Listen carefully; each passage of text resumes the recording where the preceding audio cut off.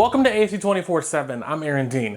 The CDC has signed off on two new updated COVID vaccines. The mRNA vaccines from Pfizer and Moderna will be available in pharmacies this week for Americans 6 months old and older. The CDC recommends this new shot for anyone who is immune compromised. The timing is right though, because COVID hospitalizations rose 9% last week, but they are still lower than last winter's peak. Black, Asian, and Hispanic adults face a higher risk of heart disease compared to white adults, and that is regardless of their socioeconomic status. A new study published in the Journal of the American Heart Association says that societal stressors like racism, medical mistrust, and unequal access to health care might play a role critically in their cardiovascular health. That's despite education, income, and employment status. Former NFL reporter Jim Trotter is suing the NFL and NFL media for discrimination.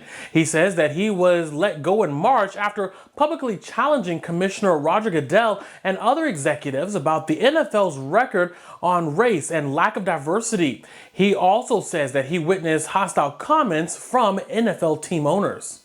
I believe I was let go because I challenged the NFL to live up to the standards that it says are important to it, that are core principles to the league in terms of diversity, equity, and inclusion. And for the last 2 years, I have been pointing out both internally and externally that in our newsroom, we did not have one Black manager, we did not have one Black copy editor, and we did not have one full-time Black news assistant.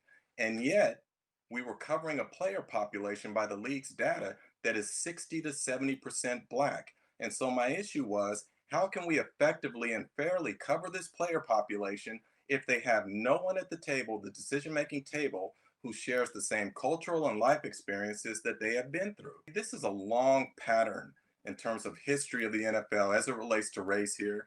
And I just believe that if I'm not willing to stand up and fight for this, then I have no reason to complain about what's going on. The NFL disputes those claims, and the NFL also says that it was part of a company-wide decision to lay off employees. A strike of the nation's auto workers is looming. The UAW says General Motors has offered to increase pay by 20%, but that's still lower than the union's demand for 40% over 4 years. Ford reportedly is the only offering a 16% wage hike. The unions want automakers to agree to cost of living adjustments to protect against inflation. More than a half dozen tech industry leaders met together on Capitol Hill for the first of 9 Senate forums intended to address growing concerns over what AI can do and how it can be used safely. The Advocate Channel's Karen Kafa shows us what's at stake. The future is here.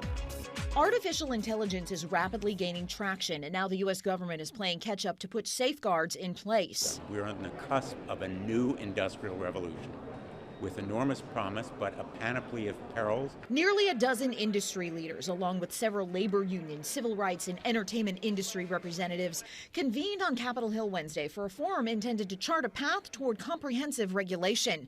On the agenda, ways to harness the benefits of AI. When it comes to fighting cancers, fighting long-term illnesses and so forth, I think AI has real opportunities. Along with a number of growing concerns, including job protections, national security, copyright, and defending against doomsday scenarios. What often keeps me up at night is the effect of AI potentially in displacing millions of American workers. But Gizmodo AI reporter Thomas Germain says apocalyptic fears are just a distraction from problems AI is already creating, like racial bias and facial recognition software and new ways to spread misinformation. If we're all worried about the robots taking over, then we're not going to be concerned over these, more boring, mundane issues. Last week, a bipartisan framework for a European-style regulatory agency was introduced in the Senate, a move lauded by many in the tech industry.